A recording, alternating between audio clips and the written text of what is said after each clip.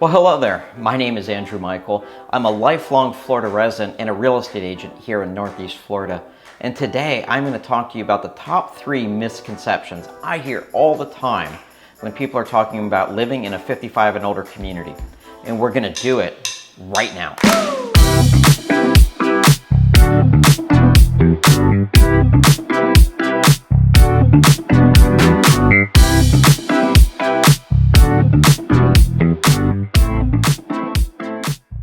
Hey, thanks for joining me. Again, my name is Andrew Michael. I am a broker associate and again, a lifelong resident here of the great state of Florida. And I'm going to talk to you today about the top 3 things I hear people saying about 55 and older communities that are just flat out not true. So with all that, and by the way, if you have anything else that you've heard that you want to know about, throw it in the comments down below or give me a call, shoot me a text. The phone number is on the screen. I would be more than happy to chat with you and to help you with your real estate needs. But on that note, let's go ahead and dive in. The number 1 myth that I hear about 55 and older communities is that they don't hold their value. And I can just tell you from experience, that is just straight up not true. So in order to kind of show you, there are tons of 55 and older communities in our area, and there are thousands of homes. Let's just take a look at one in particular that I was involved with selling. So here we have 57 Caspia Lane. And these are the photos from when we sold it in November of 2022. If you look at the photos, I think we can agree that the owner didn't really do much with it after they purchased it from the builder. So in March of 2015, she purchased it from the builder for $254,900. Now, wouldn't you love to purchase a house like this now for $254,900? Oh my gosh, yes please. In any case, she sold it in November of 2022. So she had it for approximately 7 years. And again, I'm gonna use approximates and I'm gonna round, for all you who are like number crunchers, you can do the math yourself. But for the rest of us, just to prove my point, I'm just gonna round numbers and such.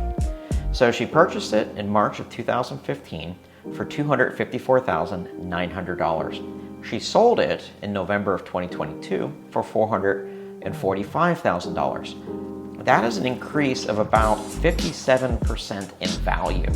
So that means every year she owned that property, it went up in value about 8%.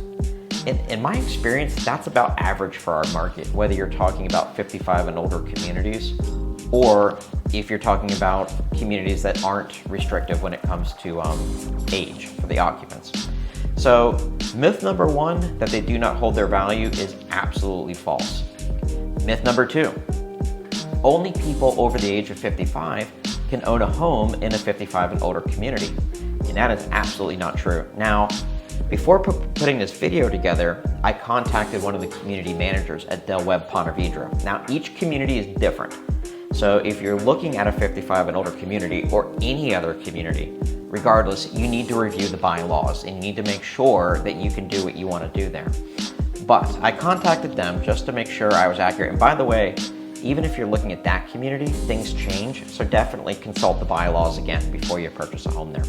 But as of now, anybody can purchase a home in that community. You don't have to be over the age of 55, but there's a caveat.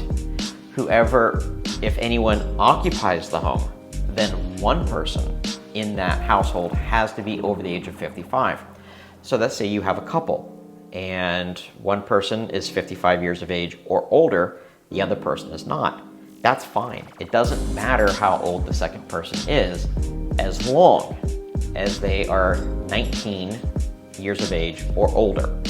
If, let's say you had someone who is 55 and they had a child who was 17 or 18 years old, then the 17 or 18-year-old would not be able to live in the house. But if the other occupant or occupants were over the age of 19, then it's fine.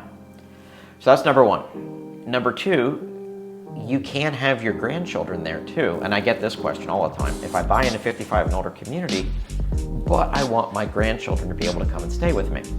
If your grandchildren are under the age of 19, then they can stay with you, but only for up to 90 days. They cannot stay like 91 days or more.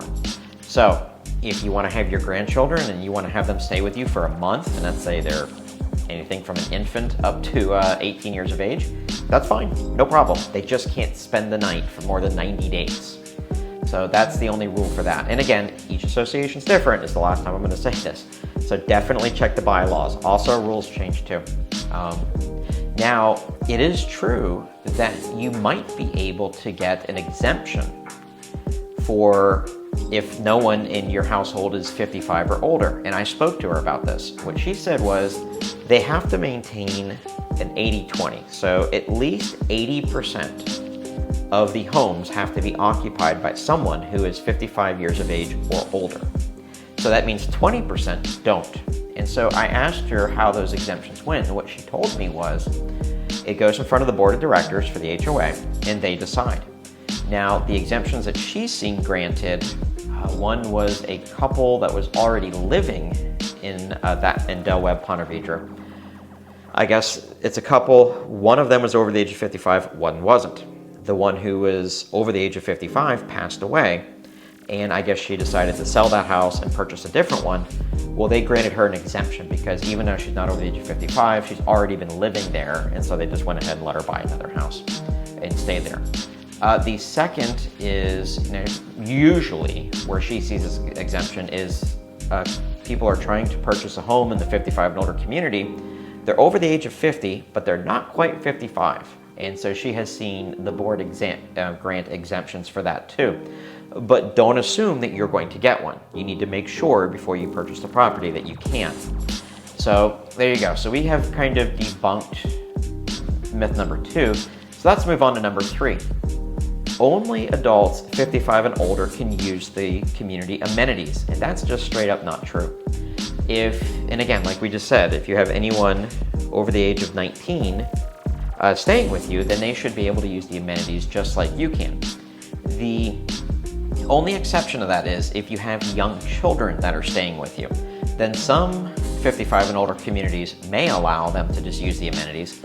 Others will restrict it by hours. So they may say, okay, on Saturday and Sunday and Monday, between this hour and that hour, these are the kids' swim hours. So if you have children staying with you, or if you just have children who live locally, then you can bring them to the community amenities, and that's fine. So you need to check the rules on that. However, some communities have both. So for instance, in the community of Nocatee, the master plan community of Nocatee, you have 3 55 and older communities. All 3 of them have access to the regular Nocatee amenities. So my in-laws, for instance, live in Del Webb, Ponte Vedra. And so when they're taking our children, their grandchildren, in theory, they can take them on designated dates and times to the Del Webb amenities, but why? There's no other kids there really. So they take them over to the Nocatee amenities, the splash park, the spray park, all that kind of great stuff. So that's what they do. So what I'm telling you with that is some 55 and older communities still have access to other amenities that are not age restricted. So you may want to look at that too. Now, Etown, Del Webb Etown, for instance, over in Jacksonville, a resident of Del Webb Etown does not have access to the regular Etown amenities. So that's something to note too. Well, there you go. Those are the top 3 myths. I think we debunked them. Number 1, homes in 55 and older communities are not a bad investment and they absolutely hold their value. Number 2, you do not have to be over the age of 55 to live in one of these communities with certain exceptions, and we went through all that. And then number 3, you don't necessarily have to be 55 or older to use the amenities in these types of communities. I hope you found this video helpful. Do me a favor, give it a thumbs up. It helps me come up in ratings. If you want to keep seeing videos like this, then go ahead and subscribe to the channel.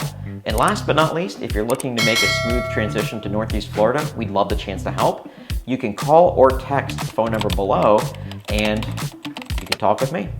Thanks a lot. Have a great day. I appreciate your time and I look forward to meeting you in person. Bye-bye.